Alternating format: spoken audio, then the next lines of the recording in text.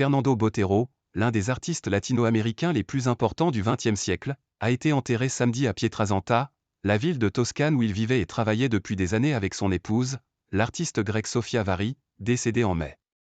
Le célèbre maître du volume était décédé le 15 septembre à 91 ans à Monaco des suites d'une pneumonie, et sa dépouille avait d'abord été transportée en Colombie pour qu'il puisse recevoir un dernier hommage de ses compatriotes, notamment à Bogota et Medellín, sa ville natale. Mais c'est la petite ville de Pietrasanta, située non loin de la mer à 32 km de Pise et surnommée la Petite Athènes en raison de sa concentration en carrières de marbre, fonderie et sculpteurs, que le peintre et sculpteur avait choisi pour abriter sa dernière demeure. C'est là où aussi qu'on peut voir certaines de ses peintures comme la Porte du Paradis et la Porte de l'Enfer, qui se font face dans l'église de la Miséricorde, où ses cendres ont été exposées à partir de jeudi pour un hommage avant la cérémonie des funérailles, qui s'est tenue samedi matin dans la cathédrale Saint-Martin de Pietrasanta. Les cendres de l'artiste ont été transportées de l'église jusqu'à la cathédrale accompagnées des notes d'un orchestre local, la Philharmonique de Capezzano Monte. Lors de la cérémonie se sont succédés les discours du maire de Pietrasanta, de l'ambassadeur de Colombie en Italie Ligia Margarita Quesep Bitar, des amis les plus chers et de sa fille Lina Botero. Nous lui avions décerné la citoyenneté d'honneur en signe de gratitude parce qu'il le méritait vraiment, a confié à l'AFP avant l'enterrement le maire Alberto Giovannetti. Il a toujours aimé Pietrasanta et Pietrasanta savait aussi comment l'accueillir et lui ouvrir ses portes. Adolfo Agolini, propriétaire de la fonderie Mariani et ami de Botero, a raconté à l'AFP l'avoir rencontré début 1976. Il est arrivé avec Sofia Vari, nous avons commencé à collaborer, et cette collaboration a duré jusqu'à aujourd'hui. Dernière demeure terrestre.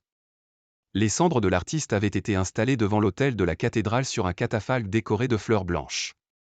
À gauche du catafalque trônait sur un chevalet une grande photo encadrée de Botero. Ses trois enfants, Fernando Botero Zea, Lina Botero et Juan Carlos Botero, étaient assis au premier rang. Ce pays a été toujours très important pour mon père, nous sommes très heureux qu'il ait choisi Pietrasanta comme sa dernière demeure terrestre, a confié Lina Botero à l'AFP.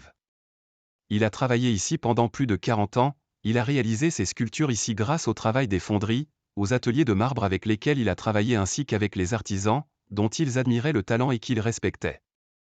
Pour cette occasion exceptionnelle, la cathédrale était pleine, nombre des 23 000 habitants ayant tenu à rendre un dernier hommage à cet artiste hors norme ayant contribué à la notoriété de leur ville.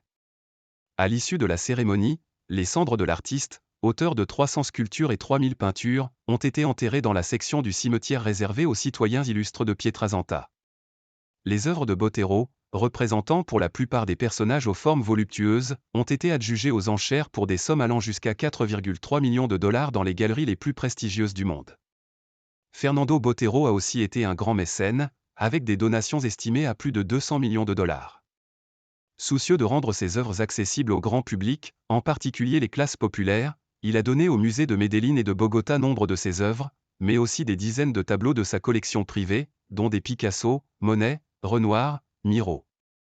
Ses œuvres sont aussi visibles en plein air dans de nombreuses villes du monde, au premier rang desquelles Pietrasanta.